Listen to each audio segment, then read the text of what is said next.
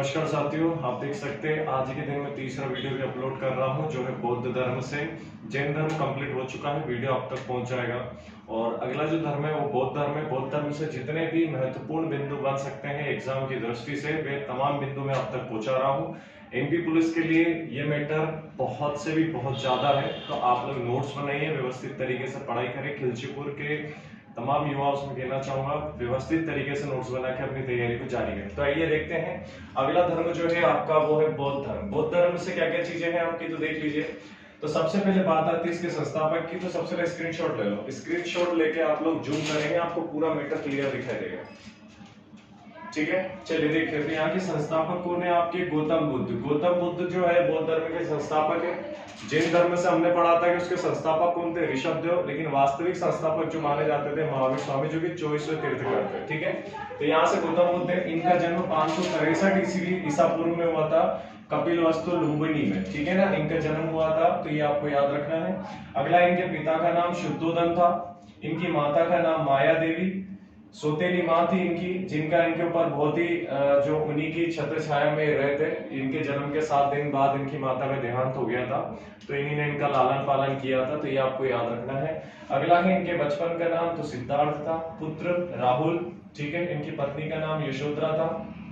और इन्होंने 4 दृश्य देखे थे जब ये कपिलवस्तु की सैर पर निकले थे, तो इन्होंने 4 दृश्य देखे थे रास्ते में। तो 4 दृश्य कौन कौन से थे? परीक्षा में काफी पूछा जाता है। तो वे 4 दृश्य थे। पहला था, इन्हें बूढ़ा व्यक्ति दिखा, बीमार व्यक्ति दिखा, शव दिखा, एक सन्यासी दिखा।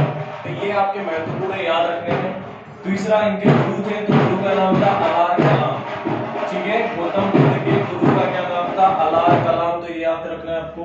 इन्हें ज्ञान की प्राप्ति कहाँ हुई थी? तो बोध गया में इन्हें ज्ञान की प्राप्ति हुई थी। किस वृक्ष के नीचे? तो पीपल के वृक्ष के नीचे। महावीर स्वामी जी का जैसे हमने पढ़ा था, उसमें साल के वृक्ष के नीचे इन्हें ज्ञान की प्राप्ति हुई थी।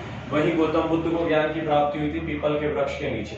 इन्होंने अपना जो पहला उपदेश दिया था, ठीक है, तो जहाँ ये उपदेश देते थे तो वो उन्होंने कहाँ दिया था? तो सारनाथ में दिया था। तो यहाँ से एक प्रश्न बनता है।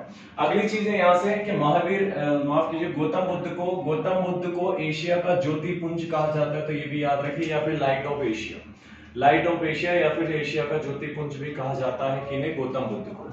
यहाँ से आगे देखिए, इनके प्रतीक चिन्ह थे। ठीक है ना, तो जन्म से लेकर इनकी मृत्यु तक के पूरे इनके जो भी प्रतीक चिन्ह थे, जैसे हमने जैन धर्म में भी पढ़ा था, तो वैसे का वैसे ठीक यहाँ पर इनके प्रतीक चिन्ह। तो आइए देखते हैं। तो इनके जन्म के समय जो चिन्ह था, प्रतीक चिन्ह, वो था कमल एवं सांड। गृह जब त्याग किया था उस समय था घोड़ा। ज्ञान जब प्राप्त हुआ तो उस समय था पीपल के वृक्ष के नीचे। निर्वाण, तो ये पद चिन्ह। अगला है इनकी मृत्यु, तो है स्तूप। आप जानते हैं जो बौद्ध धर्म में स्तूप काफी प्रचलित है, जहाँ पर इनके अवशेषों को अलग अलग करके अलग अलग स्थानों पर जो है स्तूप बना दिए जाते हैं। जैसे सांची का स्तूप मध्य प्रदेश में आप सभी जानते हैं। ठीक है, अगला है भारत में उपासना की जाने वाली प्रथम मूर्ति कौन थी जिसको उपासना की जाती थी? तो बुद्ध धर्म। तो आप जानते हैं ये जैन धर्म बुद्ध धर्म कौन से थे? तो जो कि ईश्वर में विश्वास नहीं रखते थे, लेकिन ये धर्म को मानते थे लेकिन ईश्वर में विश्वास नहीं रखते थे, तो नास्तिक हम लोग कह सकते हैं। तो वही जैन धर्म और बौद्ध धर्म के अंतर्गत आता है। आगे था, इन्होंने अपने उपदेश तो पाली भाषा में दिए थे। यहाँ से एक इंपॉर्टेंट याद रखना, जैन धर्म में जो भाषा के उपदेश जो दिए गए हैं, जिस भाषा को लिया गया प्राकृत भाषा जैन धर्म में, और बौद्ध धर्म में कौन सी भाषा? पाली भाषा। तो यहाँ से इंपॉर्टेंट प्रश्न वाला याद रखना। ठीक है ना, बौद्ध धर्म में किस भाषा को लिया गया? तो पाली भाषा।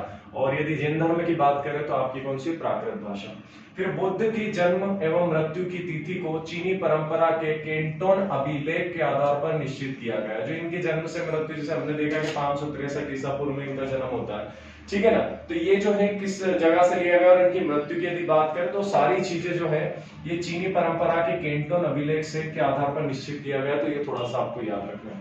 महावीर स्वामी के जन्म की बात करें तो कब हुआ था? 540 में, और मृत्यु कब हुई थी? 463 में। ठीक है ना, वही इनका जन्म कब हुआ? 563 में, मृत्यु हुई 483 में। ठीक है ना, तो सारी चीजें आपको याद रखना। आगे देखते हैं, तो इनके भी त्रिरत्न है, बुद्ध, भस्म और बुद्ध भस्म। ठीक है ना, तो ये थोड़ा सा आपको याद रखना है। ठीक है, थोड़ा करेक्शन कर देता हूँ, धम्म आ गए यहाँ पर। ठीक है, तो बुद्ध, धम्म और संघ, ये त्रिरत्न इनके। जैसे कि हमने जैन धर्म में पढ़ा था, त्रिरत्न क्या थे? सम्यक ज्ञान, सम्यक दर्शन और सम्यक आचरण। ठीक है, वैसे यहाँ पर क्या है? बुद्ध, धम्म और संघ। उसके बाद इसमें कुछ सभाएं आई थी, जैसे कि हमने उसमें 2 सभाएं पढ़ी थी आपकी जैन धर्म में। एक 300 ईसा पूर्व में थी, और एक और जो हम लोगों ने पढ़ी थी इसी तरीके से यहाँ भी है। तो वहां आपकी 2 सभाएं थी, यहाँ पर कितनी है 4 सभाएं। पहली है प्रथम बौद्ध सभा, तो 483 ईसा पूर्व में राजगृह नामक स्थान है, ये सारे के सारे तमाम स्थान है, तो याद रखना आपको राजगृह नामक स्थान पर। उस समय जो वहां के शासन काल था वो किस शासक का था, तो अज्ञातशत्रु जो थे वहां के शासक थे। अगली जब दूसरी बौद्ध संगत जब बिठाई गई थी 383 में वैशाली स्थान पर, और कालाशोक वहां के जो शासक थे। तृतीय बौद्ध सभा 255 ईस्वी में पाटलिपुत्र अशोक वहां के शासक थे। अगली है चतुर, जहां से ईस्वी की शुरुआत हो गई थी, तो ईसा पूर्व तक तो ये चला था तीनों सभाएं। यहाँ से ईस्वी की प्रथम शताब्दी शुरू हो चुकी थी कुंडल वन में, वहां के जो शासक थे होते कनिष्क। कुछ इंपॉर्टेंट चीजें वो देख लें। तो चतुर्थ बौद्ध संगति के बाद बौद्ध धर्म 2 भागों में बढ़ गया था। चतुर्थ बौद्ध संगति के बाद में क्या हुआ था, जब उनकी मृत्यु हो जाती है तो वहां से 2 धर्म अलग अलग ये 2 भागों में बढ़ जाते हैं। जैसे जैन धर्म हमने नहीं पढ़ा था कि महावीर स्वामी जी के समय 11 जो थे उनके शिष्य बांट दिए गए थे और 11-11 भागों में बांट दिया था। उसी तरीके से क्या था कि जब उनकी मृत्यु हो गई थी तो वो सभी बिखर गए, टूट के बिखर गए, 2 भागों में बढ़ गया था, एक श्वेतांबर था, एक दिगंबर था। ठीक है, तो ये सारी चीजें इसी तरीके से बौद्ध धर्म में भी 2 भागों में बढ़ चुका था। 2 भाग कौन कौन से थे, एक तो था हीनयान और दूसरा था महायान। ठीक है ना, तो ये भी आप लोग को याद रखना। तो उम्मीद है वीडियो अच्छा लगा होगा, नोट्स बनाए प्रॉपर तरीके से पढ़ाई करें। चलो अगला वीडियो लेके आऊंगा प्राचीन इतिहास से। जय हिंद, जय भारत।